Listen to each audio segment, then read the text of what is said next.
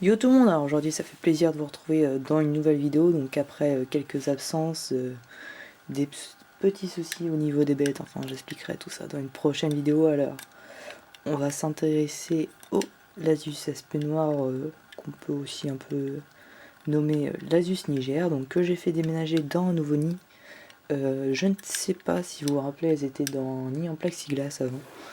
Donc après des problèmes dus à l'ADC, parce que c'était un peu petites les ADC, j'ai décidé donc de leur offrir quelque chose de plus grand, autant au niveau du nid que au niveau de l'ADC. Donc voilà la petite installation. Donc je vous présente rapidement le nid. Donc et après on passera. Ouais, je vais vous faire une présentation générale en fait. Donc on a le nid en plate que j'expliquerai plus en détail après. Tu fais pour la vie de 24 sur 18, donc le nid doit faire 30 sur 22, 24. Hop. Ensuite, on a l'ADC, juste là. Donc une ADC assez simple, donc j'ai pas encore mis de substrat dedans, j'ai pas encore eu le temps, j'ai fait des déménagements. Je voulais pas mettre de substrat pour éviter un quelconque problème pendant le déménagement avec le couvain. Donc là j'ai rajouté un petit peu de sable de ce côté là, de la mousse oasis là. Là on a papier d'alu avec des gouttes de sucre séché, qu'il faut que je le remette d'ailleurs. Je sais pas si on va voir, il y a quelques insectes par exemple là, mais on voit pas très bien. Attendez, je peux faire ça pour que vous voyez. Donc là c'est un verre de farine, donc j'en ai plus, donc je peux plus trop en donner. Mais sinon je donne des jeunes blattes et des grillons de mon élevage. Donc voilà pour la DC. Donc pour l'antivasion du tac, donc on a une bande de un peu plus de 5 cm. Ça c'est les anciens humidificateurs du nid en plexiglas, que j'ai toujours pas ramassé d'ailleurs. Ensuite on a, je vais laisser ça, voilà.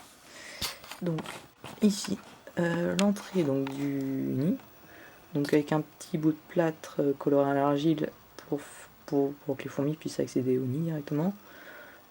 Un tuyau, là c'est un contour en pâte à modeler qu'il faut que je colle. Mais j'ai pas encore décidé si je laisse cette boîte là pour elle ou que je la garde pour mes insectes, enfin pour mes élevages. Donc faut que je voie tout ça. Sinon je pense leur mettre toujours une grande ADC parce qu'ils aiment bien se balader. Ensuite on va parler du nid. Donc c'est ce que je trouve le plus intéressant. Hop.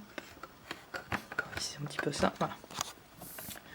Donc on va commencer par une présentation un peu générale du nid. Donc c'est un nid en plâtre de Paris, donc qui n'a pas été moulé. Je l'ai creusé à la Dromel. Donc les galeries, ça a été fait sur le coup pour creuser. Donc on a une partie humidification à ce niveau-là. Toute la partie vivable là, qui est sous vitre. Le nid, je vais essayer de reculer un petit peu. Donc le nid fait à peu près 100 cm d'épaisseur. Yep, hop. Ensuite on a la partie du nid ici. Donc hop, voilà, faut que ça tienne. Donc hop, donc la vitre, elle a été collée au nid par une petite bande de plâtre coloré, donc à l'argile, que vous voyez sur les côtés. Donc c'est cette petite bande là. Hop, on va se remettre là. Donc le nid, comme je le disais tout à l'heure, fait 18 cm sur 24 cm de longueur.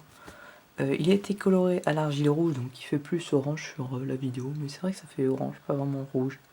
Enfin c'est une couleur sympa, parce que tous mes autres nids sont marrons en ce moment. Donc j'ai dit je vais changer un peu quand même pour ce nid là et mettre du orange. Donc voilà au niveau du nid, donc ce sont mes Lasus aspect noir qui sont dedans. Donc je vais essayer de... Rien est facilement trouvable, on va se placer là. Et je vais essayer de vous montrer la reine qui se trouve juste là au centre. Voilà. Donc avec mon doigt, je sais pas ce qu'il voit vraiment. Voilà. C'est plus fin comme ça. Donc juste là, au centre. Donc autour on a toutes les ouvrières, donc elles occupent les 2/3 du nid je pense quasiment. Donc je pense à d'ici la fin d'année il sera blindé. Donc comme ça j'aurai laissé un peu de place pour se développer. Donc niveau du couvain, donc j'ai mes premiers cocons de l'année, donc je pourrais pas vous montrer avec cet objectif là, mais on voit le couvain dans les salles, donc il y en a là, là, encore ici, il y en a là-bas, il y en a un peu partout. Il y a quelques ateliers de nymphose, mais je pourrais pas vous les montrer avec cet objectif là, c'est si contraignant. Prochaine fois je prends l'autre. Mais là je peux pas vous montrer ni en entrée, donc c'est nul d'un côté. Enfin je vous ferai une macro sur tout ça, un de ces quatre. Donc bah sinon je crois que je vais présenter un petit peu la colonie pour ceux qui ne la connaissent pas encore. Donc j'ai eu la colonie il y a maintenant 2 ans. Je vais commencer à faire un petit bout de chemin avec. Donc c'était une reine au départ avec quelques ouvrières que j'ai récupérées il y a 2 ans. L'année dernière j'ai eu un impressionnant développement. Donc je suis passé, je sais plus, de 10 ou 20 ouvrières à 300 ou 400 en fin d'année. C'était pour la première année. La deuxième année, elles sont arrivées à ce qu'elles sont aujourd'hui, donc je pense à peu près 1000, voire peut-être un peu plus, je sais pas. Je suis pas amusé à les compter par une celle-là, elles sont trop petites. Donc voilà, donc là cette année j'espère atteindre les 2-3 000, avoir une belle colo. Donc je pense à la limite s'il y a besoin je rajouterai un autre nid directement collé à l'autre, donc par le tuyau. Donc je verrai tout ça. Donc voilà. Donc peut-être certains auront la chance de voir la colonie à une bourse, donc je vais expliquer ça aussi dans une vidéo. Donc voilà. Donc n'hésitez pas à vous abonner, à laisser un petit like sur la vidéo si elle vous a plu, à commenter si vous avez quelque chose à dire sur la colonie, sur le nid, sur tout ce que vous voulez par rapport aux fourmis à la chaîne. Et on se retrouve pour une prochaine vidéo. Allez, à plus.